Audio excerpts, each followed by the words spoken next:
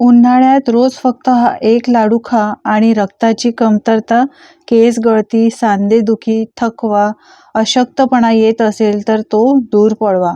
आज आपण उन्हाळ्यात शरीराला थंडावा देणारे लाडू बनवतोय. हे करायला खूप सोपे आहे, चवीला एकदम भारी, मोठ्यांपासून लहानांपर्यंत सगळ्यांनाच उपयोगी पडणारे आहे. शिवाय चवीला एकदम छान लागतात, त्यामुळे मुलांना सुद्धा हे आवडणारे आहे. आणि हे लाडू आहेत ते 2 ते 3 महिने टिकतात. यामध्ये अजिबात आपण साखरेचा वापर केलेला नाही, त्यामुळे हे लाडू पौष्टिक देखील आहे. तुम्ही पाहू शकता लाडू कसे मस्त असे झालेले आहेत, एकदम खुसखुशीत बनतात. चला तर करायला घेऊयात. तर हे लाडू आज आपण नाचणीच्या पिठापासून बनवतोय.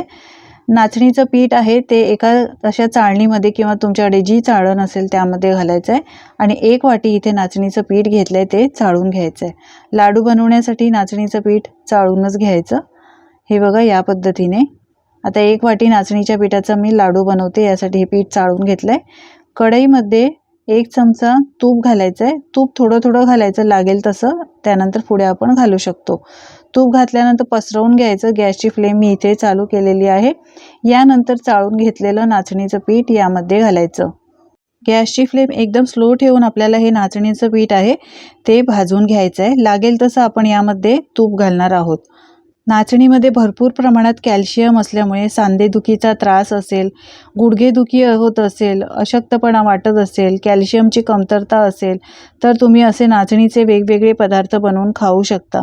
शिवाय यामध्ये भरपूर प्रमाणामध्ये लोह आहे आणि फायबरसुद्धा भरपूर आहे, त्यामुळे तुम्हाला जर रक्ताची कमतरता असेल तर या पद्धतीने तुम्ही हे लाडू बनवून खाऊ शकता. तुम्हाला जर वजन कमी करायचं असेल तर नाचणीचे पदार्थ बनवून खाल्ले तर तुमचं 1 महिन्यात वजन कमी होईल. तुम्हाला लगेचच जाणवू लागेल की तुमचं वजन कमी झालेलं आहे. 2-3 मिनिटं नाचणीचं पीठ मी भाजून घेतलेलं आहे. आता परत 1 चमचा तूप घालते आणि परत एकदा हे नाचणीचं पीठ एकदम स्लो फ्लेमवर भाजून घेते. जोपर्यंत याचा कच्चेपणा जात नाही तोपर्यंत हे पीठ आहे ते भाजून घ्यायचं आहे. नाचणी रक्तातील साखर कमी करण्यास मदत करते. शिवाय अपचनाचे त्रास असतील तर ते कमी होतात, कारण यामध्ये फायबर भरपूर आहे. त्वचासाठी, केसांसाठी एकदम फायदेशीर आहे. शिवाय लहान मुलांसाठी पौष्टिक आहे, कारण आपण लहान मुलांना नाचणीचं सत्व किंवा नाचणीचं आंबील देतच असतो. मुलांच्या चांगल्या वाढीसाठी सुद्धा आणि हाडांच्या मजबूतीसाठी नाचणी ही खूपच पौष्टिक आहे. हे पीठ थोडंसं मला कोरडं वाटत होतं, म्हणून मी अजून 1 चमचा तूप इथे घातलेला आहे. तुम्हाला तूप कमी किंवा जास्त असं लागू शकतं. थोडं थोडं तूप घालायचं आहे आणि व्यवस्थित असं हे भाजून घ्यायचं आहे. भाजून घेतलं आहे मी. परत अजून 1 चमचा घालते. टोटल 4 चमचे आता हे तूप झालेलं आहे. व्यवस्थित एकदम स्लो फ्लेमवर भाजून घ्यायचं आहे. जसजसं हे भाजत येईल तसतसं याला मस्त असा सुगंध यायला लागतो.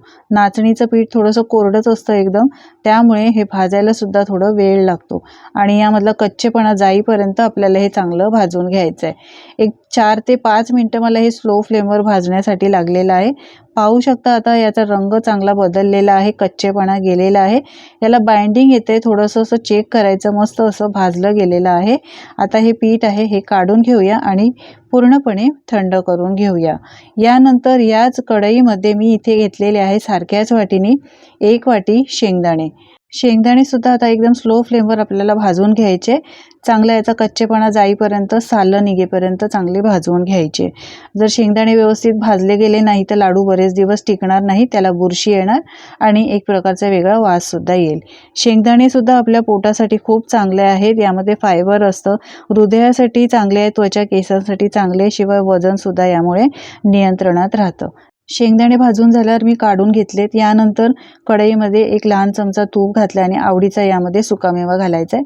मी काजू, बदाम, पिस्ता आणि थोडेसे अक्रोड घातलेले आहेत. हे सुद्धा 1-2 मिनिटं आपल्याला चांगले भाजून घ्यायचे आणि काढून घ्यायचे. जास्त वेळ भाजायची गरज नाही. हे बघा चांगले भाजले गेलेले आहेत. यानंतर याच कढईमध्ये आता तूप घालायची गरज नाही, तूप आहेच थोडंसं यामध्ये. इथे मी घेतलेले आहे कलिंगडच्या बिया. या बिया आता 1-2 मिनिटं यासुद्धा चांगल्या भाजून घ्यायच्या. जसं भाजत येतील तसतसे या फुलत जातात। हे बघा कढई गरमच आहे त्यामुळे फक्त 1 मिनिटातच आपल्या या बिया भाजून झालेल्या आहेत। आता यासुद्धा आपण काढून घेऊया। तुम्ही तुमच्या आवडीचा सुकामेवा यामध्ये घालू शकता। सगळं साहित्य थंड करून घ्यायचं आहे। मिक्सरचं भांडं घेतलेलं आहे। आता यामध्ये घालूया आपण भाजलेले शेंगदाणे। शेंगदाण्याची मी सालं काढत नाही कारण याची सालं सुद्धा खूपच पौष्टिक असतात। यानंतर भाजलेला सुकामेवा सुद्धा यामध्येच घालायचा आहे। मिक्सरचं झाकण लावून आपल्याला याची पावडर करून घ्यायची आहे। तर हे बघा अशी पावडर करून घेतलेली आहे। अशी थोडीशी जाडसरच आहे। यानंतर यामध्येच घालायचं आपल्याला भाजून घेतलेलं नाचणीचं पीठ। आता नाचणीचं पीठ थंड करायचं। जेवढं पण साहित्य आपण घेतलेलं आहे मिक्सरच्या भांड्यात घालण्यासाठी ते थंड करून घ्यायचं। यानंतर सारख्याच वाटीने 1 वाटी मी चिरून घेतलेला गूळ घातलाय। गूळ चिरूनच घ्या म्हणजे तो पटकन बारीक होतो। लाडवाला फ्लेवर येण्यासाठी 1 चमचा वेलची पावडर, 1 चमचा खारीक पावडर घातली आहे। खारीक पावडर नसेल तर खारीक तुम्ही तुपामध्ये भाजून त्यानंतर यामध्ये घालू शकता। सगळं साहित्य मिक्सरला 2-3 वेळा चांगलं फिरवून घ्यायचं आहे। हे बघा छान असं फिरवून घेतलंय। बाइंडिंग सुद्धा खूप चांगली आलेली आहे।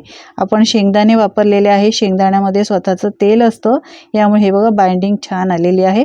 आपण 4 चमचा तुपामध्ये हे लाडू बनवतोय। जास्त तुपाचा इथे वापर सुद्धा करणार नाही।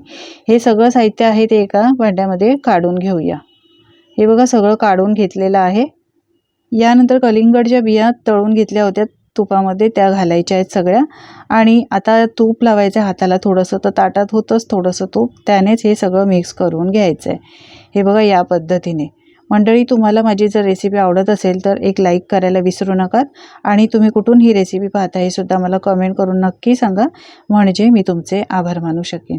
सगळं व्यवस्थित मिक्स केलेलं आहे। आता थोडं थोडं हे मिश्रण घ्यायचं आहे हातावर आणि याचे लाडू वळून घ्यायचे। तुम्हाला जर वाटत असेल हे लाडू व्यवस्थित वळले जात नाही तर तुम्ही 2-3 चमचे तूप गरम करून यामध्ये घालू शकता। मला इथे तुपाची अजिबात गरज वाटत नाही कारण लाडवाला छान अशी बाइंडिंग आलेली आहे। व्यवस्थित असे हे लाडू वळले जातात। हे बघा कारण यामध्ये शेंगदाणे घातले आणि शेंगदाण्याला स्वतःचं तेल असतं त्यामुळे हे लाडू वळायला जास्त वेळ लागत नाही आणि आपण गूळ जो घातलाय मिक्सरच्याच भांड्यात त्यामुळे याला बाइंडिंग छान आलेली आहे। हे बघा एक लाडू आपला असा बनवून झालेला आहे। मस्त असा लाडू तयार झालेला आहे। आता हा लाडू आहे काढून घेऊया आणि याच पद्धतीने तुम्हाला अजून एक लाडू मी बनवून दाखवते। अगदी झटपट हे लाडू बनतात। जास्त वेळ सुद्धा लागत नाही। या पद्धतीने तुम्ही हे लाडू बनवून बघा मंडळी आणि तुमचे अनुभव माझ्यासोबत शेअर करा। कधी कधी काय होतं लाडूसाठी आपण पाक बनवतो आणि पाक बनवल्यानंतर कधी कधी लाडू हे कडक बनतात। पण या पद्धतीने तुम्ही लाडू बनवले ना तर तुमचे लाडू असे बनतील की तोंडात टाकताच विरघळतील।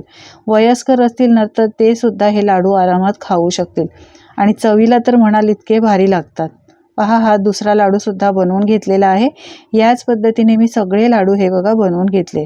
1 वाटी नाचणीच्या पिठापासून आपले हे एवढे लाडू बनवून तयार झालेले आहेत। खूपच नाचणीचे हे पौष्टिक असे लाडू तयार झालेले आहेत। तुम्ही एकदा बनवून हे 2-3 महिन्यासाठी स्टोर करून ठेवू शकता। अजिबात खराब होत नाही। चवीला म्हणाल तर भारी लागतात। मुलांना सुद्धा हे तुम्ही देऊ शकता।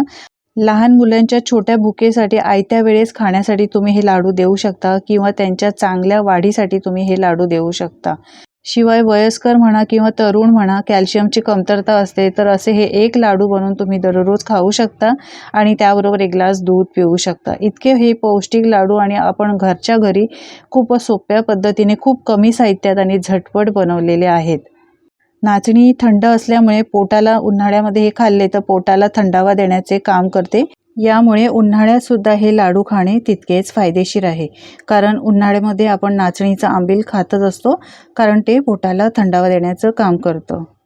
तुम्हाला लाडू दाखवते पाहू शकता याचं टेक्स्चर मस्त असं बाइंडिंग आलेलं आहे। वेगळ्या पद्धतीने नाचणीचे लाडू सुद्धा मी अपलोड केलेले आहेत ते सुद्धा एकदा नक्की पहा। सगळ्या पौष्टिक लाडवांच्या रेसिपीची लिंक मी डिस्क्रिप्शन बॉक्समध्ये दिलेली आहे तिथे तुम्ही पाहू शकता। एक लाडू मी तुम्हाला आता तोडून दाखवते पाहू शकता। मस्त असं खुसखुशीत हा लाडू होतो। तोंडात टाकताच विरघळतो। चवीला एकदम भारी लागतो। खूपच पौष्टिक आहे मंडळी। तुम्ही सुद्धा या पद्धतीने हा लाडू बनवून बघा। आजची रेसिपी कशी वाटली कमेंट करून नक्की सांगा। जराही आवडली असेल तर मित्रमंडळी आणि कुटुंबासोबत शेअर करायला विसरू नका।